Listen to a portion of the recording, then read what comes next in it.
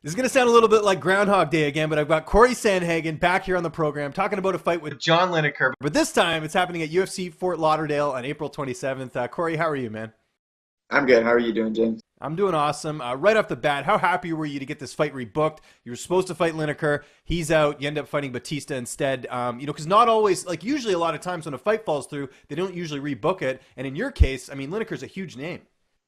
Yeah, I mean, I was really excited to fight Lineker in my third UFC fight already as it is. Um, I'm glad that I got one more fight to gain a little bit more experience and kind of like ride a little bit of a wave of confidence going into this one. But yeah, I'm really glad I get to jump a bunch of people and just head straight for the number six or number five spot, whatever Lineker is, and I feel really lucky to be able to do that. When did you find out this fight was rebooked? Like, was it right after your fight? And was this something you had asked for? Did the UFC say, hey, look, we appreciate the favor of staying on the card. We'll get you that fight rebooked? It was pretty close to right afterwards. The UFC really wanted that fight, especially after how I performed with Mario. So yeah, the UFC really wanted that fight, and then we were all for it even before that anyway. So I think it was mostly the UFC. I don't know if Lineker wanted it too, but yeah, the UFC really wanted to watch me and Lineker fight. Dare I say, maybe your best performance in your career? I mean, we've seen you finish fights before, but that looked like something straight out of a video game. Could that fight have gone any better, man, over Mario Batista, the newcomer? I don't think it could have gone any better. Actually, it's kind of funny. I broke my nose in that fight. I don't really. Uh, I think maybe I got hit maybe one or two times. He caught my kick, and as I was going to get up, he hit me on the side of my nose and actually broke my nose in that fight. But other than that, I don't really see it could have gone any better. To be honest, before that fight, I wasn't feeling the greatest. I was feeling a little lethargic in the back. But I've been doing a lot of stuff with my sports coach about like whether or not you're feeling good in the back or not really makes no difference towards the performance. And I was really excited that I got to um, overcome that mental block that was kind of happening a little bit before and still go out and perform at the level that I know that I can. Well, whatever you're doing with that coach is working because even the Alcantara fight, I mean, a lot of guys would have been down and out after that, and you were able to come back. So whoever that is, that guy's got to get paid a lot of good money. But let's talk about the matchup here with Lineker. I mean, anything different you look at this fight, or is it you just prepare the same? And I was going to ask, is it a little bit easier preparing for this fight because you were already gearing to fight him up the first time? Yeah, it is a little bit easier.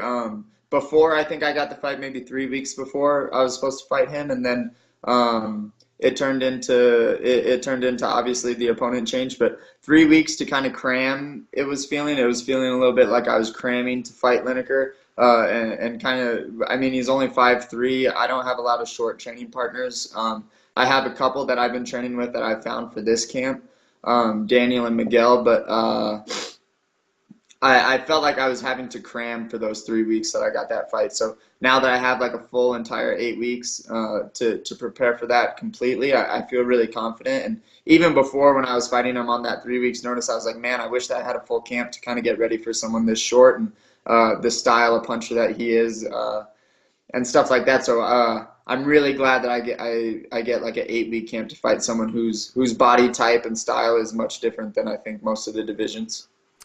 One of the great things about your camp, I know, just talking from some of your teammates, is you guys are spreading the wealth. It seems like there's a lot of fighters coming through Elevation, and getting to work with. You mentioned a couple of your training partners there. Who else do you get to work with, and who are some of the guys that you've been getting to train with? Just because I know there's a variety of guys coming through there.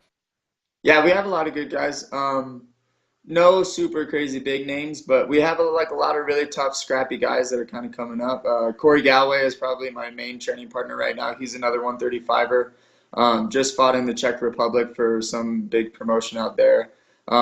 Just a really tough guy and kind of puts a lot of pressure forward like Lineker does. My two main sparring partners have been Daniel Agri and Miguel. Both of those guys are about like 5'4", 5'6" ish, and really technical fighters.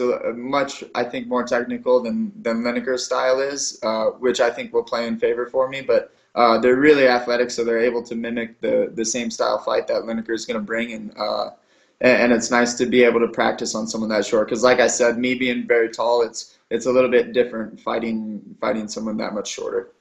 And the other benefit with a full camp is you can really hone in on the weight cut. Not that you have to cut a ton of weight, but how is I imagine that's probably started at least like gradually getting down, cleaning up the diet and all that. Yeah, so I started working with the company for my last fight when I was making 135, or maybe it was 2 fights ago. Just because I wanted to make sure that I was going to make it and I was going to do it in a healthy way. So I've been working with a company called Real Foods Denver, and actually I usually use them for like the last 4 weeks of my camp. But I was in Nashville last weekend with Curtis's fight, so I was going pretty hard on the barbecue out there. So I texted her when I was out there, and I said, "Hey, can we start a week early?" So I'm working with her now. So the weight cuts is awesome with her. It's really easy. So yeah, I mean, the more time you get, obviously, the more healthy you can do it. So 8 weeks is great. Yeah, what did you think of Curtis's win and all the antics that led up to the fight, including that guy at the hotel? I'm sure you heard about that. Dude, I've never really seen anyone act like that, man. That was like, I know that I don't know if it's really a show for a lot of people when they're in front of the cameras and they're trying to promote the fight. I think that that's cool, but this guy, I even forget his name. This guy was, what was his name? Oh, I was going to say, you talking Curtis's opponent or the guy that was at the hotel? No, the Curtis's opponent. Oh, Justin Willis. Yeah. I didn't really I don't know the full story on whatever that guy did when he showed up to the hotel or whatever, but Big Titty or whatever his name is, that guy was just like mean mugging Curtis in the hotel and just like playing like kind of silly games and like thought it was like very funny. And for me, I'm not like that, so I run into a moral problem when people have act like that and stuff. So I wasn't digging it, and I wanted Curtis to put it on him a little bit more and kind of punish him. He dominated the fight for sure, but I wanted to watch that guy get punched in the face a little bit more than Curtis was able to.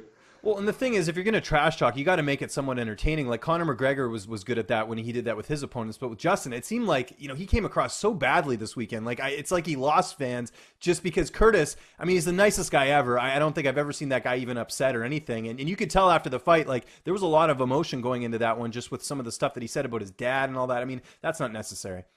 Yeah, I agree. I like the trash talk. I think that trash talk is good as long as it's funny.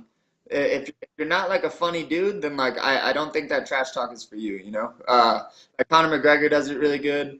Ben Askren, I think, is more or less pretty funny. As long as it's funny and it's not mean or like demoralizing and things like that, I think the trash talk is good, and I think it's really good at promoting fights.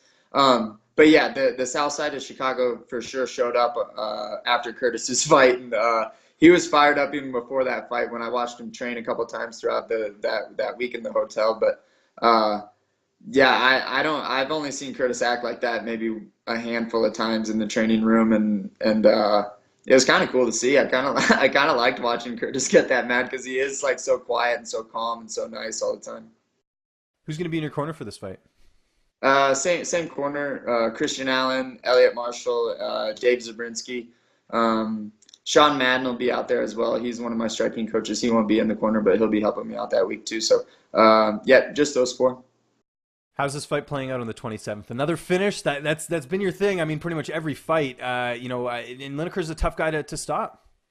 He is a really tough guy to stop. He's one of those guys where if you go out and you hunt for the finish, it's probably not going to happen. I've seen a lot of his old opponents make that mistake before too, where they're going out and they're trying to score like that really big knee or that really big uppercut because he does duck his head and leave his hands down a lot. But it's not a finish that I'm going to hunt for. I knew that in my other fights I was going to try to finish those guys as quick as I can, and usually that is the plan. But with this one, him being so dangerous, I'm not going to hunt for it too much. But in my head, I do see me being able to catch him with some really hard stuff.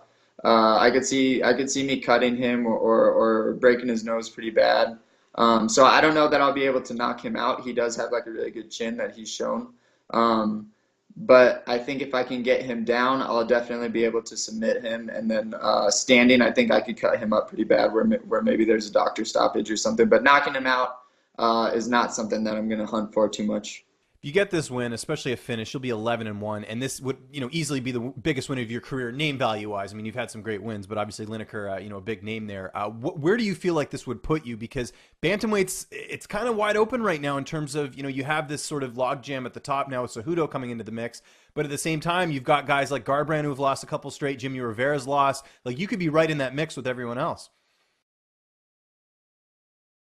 I don't know. That's a really good question, and I'm trying to stay focused on this fight, but it has crossed my mind a couple times. I think it puts me in a really interesting spot because I'm still the rising guy. I'm not someone with really an established name yet. In the top 10, most of those guys I think are pretty well established by now. So it puts me in a really weird situation. I don't know if the UFC would give me a title fight after this one or maybe one more fight. I could see me winning this one, maybe having a contender fight depending on what happens with Cejudo and with Marlon. But I really have no idea. I could see me winning this one. I think it depends how I finish Lineker if that's the end of the fight. I think if I finish Lineker and it's really impressive and I beat him up pretty good, then I could definitely see me being in that talk. But I think if I win a decision and it's not a crazy finish, then I could see them maybe pulling off the gas with me a little bit. But I think if I finish Lineker, I'm in that talk for sure. Yeah, no, I would agree with that. Before I let you go, what's downtime looking like for you right now? You getting in any movies or TV shows or anything like that during training camp? Yeah, you always ask that. I have to. These are important questions. I don't just want to know Cory Sandhagen, the fighter. I got to know the person here. So that's what I'm trying to Yeah, dig out here. I hear you. I like it. To be honest, man, like I try to lay down and meditate as much as I can throughout the day. So I'll usually only watch TV at night. When I do, it's just like a bunch of stand up on Netflix, or whatever show my girlfriend makes me watch that night. Uh, but yeah, during the day, usually it's just like very calm. I just try to rest my eyes. I try to rest my body in between training sessions and do a lot of meditation. I've been reading some good books actually. There you go. Let's get the book club going. Let's hear what you're reading right I'm now. reading a book called Daring Greatly by Brene Brown. Do you know Brene Brown? I do not, but I do now, so I will keep that in mind. What's the Yeah, book about? she's real good. The book is about vulnerability and how to put yourself out there and kind of how like the connectedness with other people is kind of the one of the more important parts of life. So letting yourself be vulnerable in positions where you can connect with people and how important that is. And actually, it's helped me a lot with fighting too.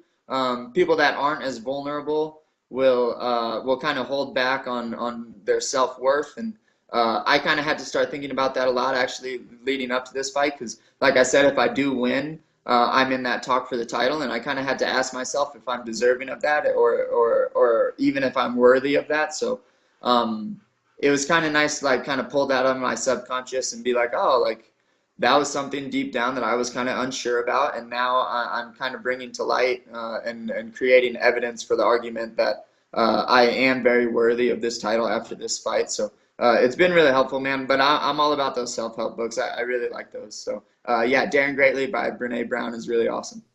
You read Own the Day by Aubrey Marcus, the guy who founded On It? That I just read that on vacation, and that book is like a game changer for me. So you should check that one out if you like that self improvement stuff. There's like a lot of like it's very like heavily based on like routine and like how you should like go about your day and working and stuff. It's really been great for me. So I'd recommend that one too if you haven't read it. Cool, cool. I'll check that out. Good stuff. We got to check you out. April 27th, UFC Fort Lauderdale. This card is stacked. I can't wait for it. Just remind people where they can find you on social media. Which, by the way, I haven't given you credit for this, but your social media handle, Coors Life. I think that's so cool because it plays off Coors Light a little bit, which is great. So yeah, plug that, and then any other sponsors. The floor is yours. Yep, just Instagram, Coors period life, CORS period LIFE. One of my main sponsors, and we're working on getting some right now, is Rock Solid NAT down in Parker, Colorado. So, or physical therapy as well. So, they keep my body in check, and it's really the only reason that I can make it through all of these training camps and go into a fight as healthy as I can. So, Rock Solid PT I'm extremely grateful for those guys there.